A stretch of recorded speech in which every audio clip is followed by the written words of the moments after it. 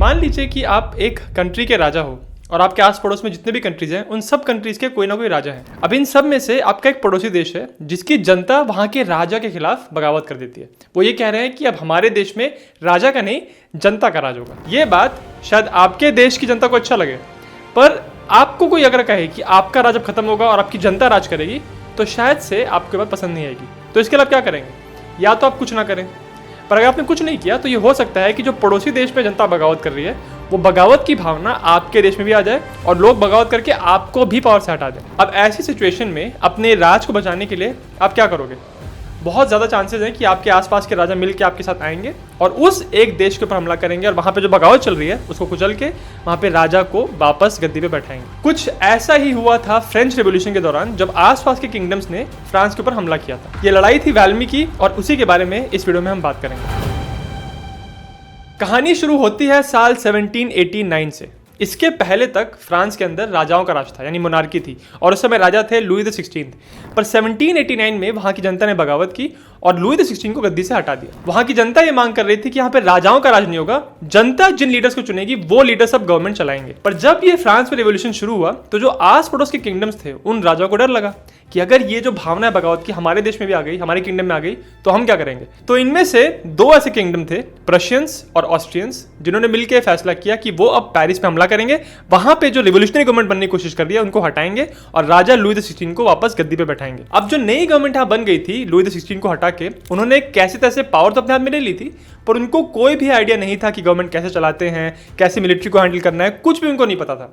और उसके ऊपर से उनके ऊपर हमला करने जा रहे थे प्रशियंस और ऑस्ट्रियंस। पर फिर भी कुछ ना कुछ कैसे तैसे करके जो रिवोल्यूशनरी गवर्नमेंट की फ्रेंच फोर्सेस थी, उन्होंने ये जो आर्मी आ रही थी इन्वेड करने के लिए, उनको पेरिस तक हमला नहीं करने दिया। और इस तरह से पेरिस के अंदर रिवोल्यूशनरी गवर्नमेंट बनी रही और उसके बाद इस रिवोल्यूशन का एक रैडिकल फेज स्टार्ट हुआ। इस दौरान जो रिवोल्यूशनरी गवर्नमेंट थी उन्होंने सीक्रेट पुलिस बनाई और उसका काम यह था कि आम जनता में कोई भी इंसान अगर हल्का सा भी रिवोल्यूशन के अगेंस्ट कुछ कह रहा है, कुछ खिलाफ कह रहा है, तुरंत उसको अरेस्ट किया जाए, फिर उसको पनिश किया जाए। और बहुत सारे केसेस में वो ऐसे लोगों को मार दे रहे थे। रिवोल्यूशन को प्रोटेक्ट करने के नाम पे वहां की जो नई गवर्नमेंट थी वो बहुत बड़ी बड़ी ज्यादतियां कर रही थी और अभी ये जो बात थी वो आसपास के किंगडम्स के राजाओं को बिल्कुल हजम नहीं हो रही थी। इसीलिए फिर Prussian king Frederick William II ने एक 30,000 फौजियों की सेना बनाई और उस सेना का कमांडर बनाया गया ड्यूक ऑफ ब्रंसविक को, जो उस समय यूरोप के सबसे बेहतरीन कमांडर्स में से एक थे। इस मेन सेना के साथ लगभग 32,000 ऑस्ट्रियन फोर्सेस भी थी जो नॉर्थ और साउथ की तरफ से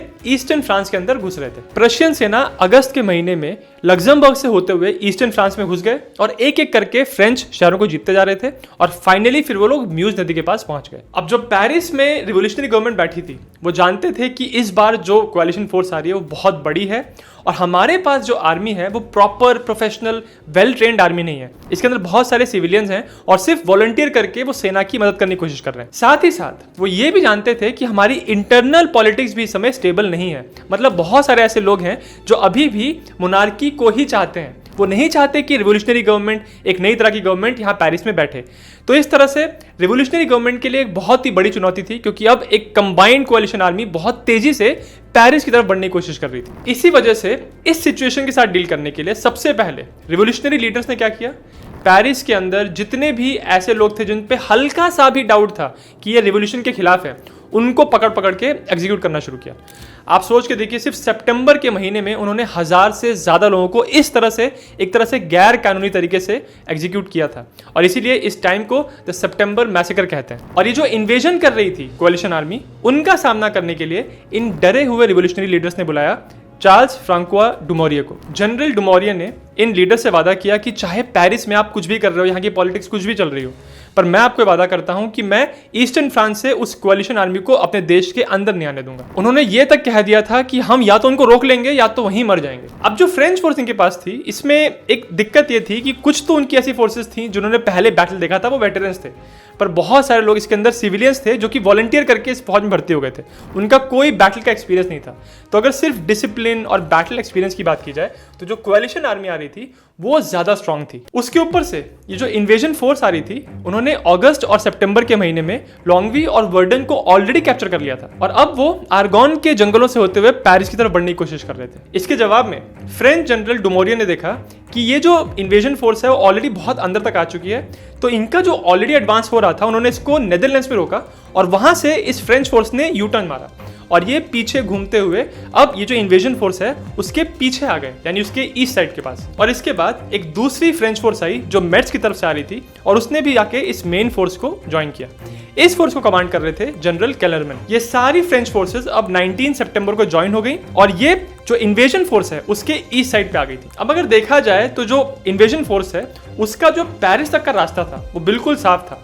वो चाहते तो सीधे पेरिस की तरफ मार्च करते, पर इन्वेजन फोर्स के कुछ कमांडर्स थे, उनको ऐसा लग रहा था कि अगर हमारे पीछे जो फ्रेंच फोर्स आ गई है उसको हमने न्यूट्रलाइज नहीं किया, उसको खत्म नहीं किया, तो ये हमारी सप्लाई लाइंस को डिस्टर्ब कर सकते हैं और हमारा जो आगे का एडवांस है पेरिस की तरफ वो बहुत डिस्टर्ब हो सकता है। इसके साथ ही साथ ड्यूक ऑफ ब्रंसविक को लग रहा था कि जो फ्रेंच फोर्स हमको रोकने के लिए आई है इसमें ज़्यादातर ऐसे सोल्जर्स हैं जिनका कोई बैटल एक्सपीरियंस नहीं है, तो जब इनका सामना हमारी फोर्स के साथ होगा तो ये तिनके की तरह बिखर जाएंगे। पर प्रॉब्लम ये थी कि जो इन्वेजन फोर्स चल रही थी इसमें Prussian king Frederick William II भी थे और उनका ये मानना था कि हमको पेरिस पे एडवांस करने से पहले इस फ्रेंच फोर्स को डिस्ट्रॉय करना चाहिए। इसीलिए फिर ब्रंसविक ने ये प्लान किया कि वो जंगल के थ्रू गुजरेंगे और फिर बाहर निकल के डुमोरिया की फोर्सेस पे हमला करेंगे। ये देख के अब फ्रेंच फोर्स के कमांडर केलरमैन ने अपनी लेफ्ट विंग को आगे बढ़ाया और सेंट मेनोहुल्ड और वाल्मी के गांव के बीच में अपनी पोजीशन ले ली। वहीं पास में एक विंड मिल थी और उसके पास ही केलरमैन ने अपना कमांड पोस्ट बनाया जहां से वो पूरे बैटल सीन को देख सकते थे। उन्होंने अपनी फ्रेंच आर्टिलरी को मॉन्ट यूरॉन के ढलानों पे तैनात कर दिया और सबको ये ऑर्डर दे दिया कि जैसे ही जंगलों के थ्रू ब्रंसविक की फोर्स बाहर निकलती है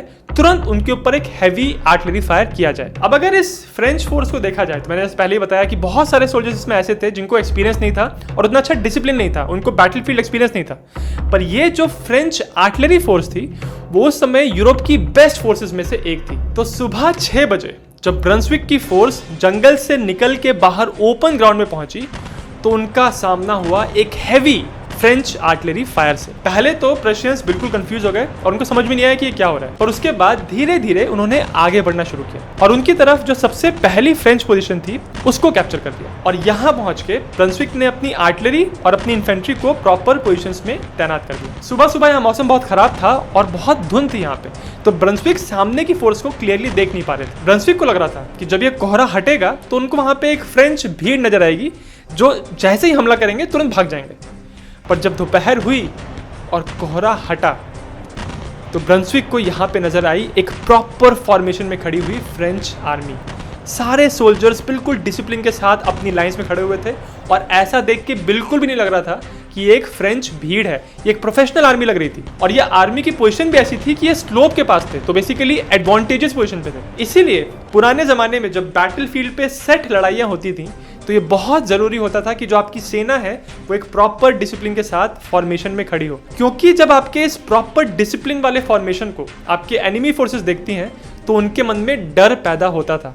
इसी वजह से एंशिएंट ग्रीस में स्पार्टन्स और एथेनियंस की इतनी रिस्पेक्ट थी, क्योंकि वो दुश्मनों के सामने अपने फॉर्मेशन को नहीं तोड़ते थे। पर जो भी हो, इस इनिशियल शॉक के बाद ब्रंसविक ने अपनी इन्फेंट्री को प्रॉपर कॉलम्स में खड़ा किया और उनको धीरे धीरे फ्रेंच पोजीशंस की तरफ बढ़ने का ऑर्डर दिया। ध्यान रखिए कि इस टाइम फ्रेंच आर्टिलरी लगातार प्रशियंस के ऊपर फायर कर रही थी, पर जब फ्रेंच कमांडर केलरमैन ने देखा कि अब प्रशियंस आगे बढ़ रहे हैं तो ऐसा कहा जाता है कि उस मोमेंट पे वो अपने घोड़े के ऊपर खड़े हुए अपनी तलवार निकाली और तलवार की नोक पे उन्होंने अपनी हैट को रखा और इस तलवार को हवा में उठाते हुए उन्होंने एक नारा लगाया, विवा ला नेसियों। इसका मीनिंग होता है हमारे देश की जय या हमारा देश जिंदाबाद। ध्यान रखने वाली बात यह है कि इसके पहले तक जब फ्रेंच आर्मी दुश्मन से लड़ाई करती थी बैटलफील्ड के ऊपर तो वो नारा लगाते थे लॉन्ग लिव द एम्परर, यानी हमारा एम्परर जिंदाबाद। पर यहाँ पे पहली बार उन्होंने नेशन की बात की थी, अपने देश की बात की थी। तो जब केलरमैन ने ये ऐतिहासिक नारा लगाया तो उसके तुरंत बाद वहाँ की फ्रेंच फोर्सेस में बिल्कुल जोश आ गया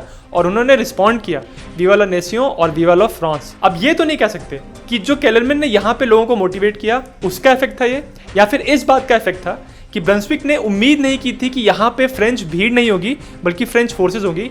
जो भी रीजन था, पर आउटकम ये था कि ब्रंसविक ने अपनी इन्फेंट्री जो आगे बढ़ रही थी उसको रुकने और वापस मुड़ने का ऑर्डर दे दिया। फ्रेंच इन्फेंट्री अभी भी अपनी पोजीशन पे खड़ी हुई थी, आगे नहीं बढ़ी थी और फ्रेंच आर्टिलरी लगातार प्रशियंस के ऊपर फायर कर रही थी। जब प्रशियन इन्फेंट्री वापस अपनी पोजीशन में आ गई तो प्रशियन आर्टिलरी और फ्रेंच आर्टिलरी में लगातार फायर होता रहा।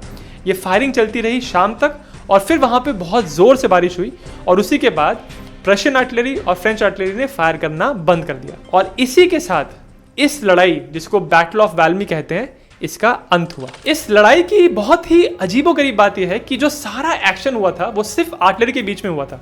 इन्फेंट्री ने एक दूसरे को इंगेज ही नहीं किया था, इसीलिए इस लड़ाई को एक प्रॉपर लड़ाई नहीं माना जाता।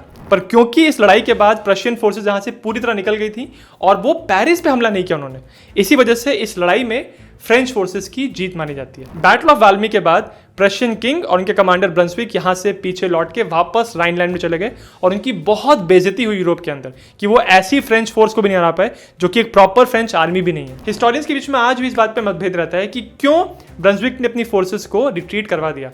क्या वो इस बात से डर गए थे कि फ्रेंच फोर्सेस यहाँ पे स्ट्रांग दिख रही हैं, या फिर क्या ये बात थी कि उनको एहसास हो गया था कि फ्रेंच पोजीशंस इस समय स्ट्रांग है, मतलब वो एक स्लोप के पास खड़ी हैं, यानी उनकी पोजीशन ज़्यादा एडवांटेजियस है, अगर हम उन पर हमला करते हैं तो हमको बहुत ज़्यादा कैजुअलिटीज होंगी।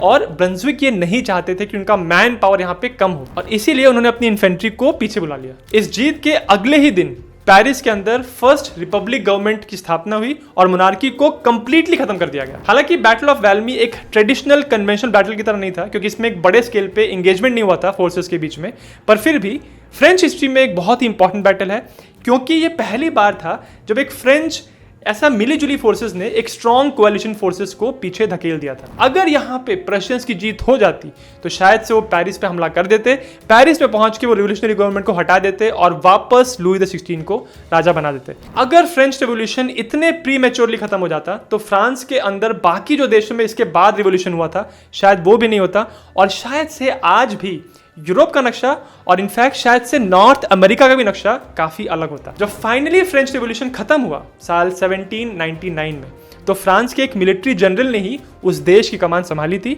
और बहुत सारी आगे की लड़ाइयों में फ्रांस को लीड किया था और फ्रांस को जिताया था। अगर आपको इस फेमस मिलिट्री जनरल का नाम पता है तो मुझे कमेंट्स में बताना, और अगर आपको वीडियो अच्छा लगा तो मेरे चैनल जिज्ञासियम को सब्सक्राइब जरूर करें।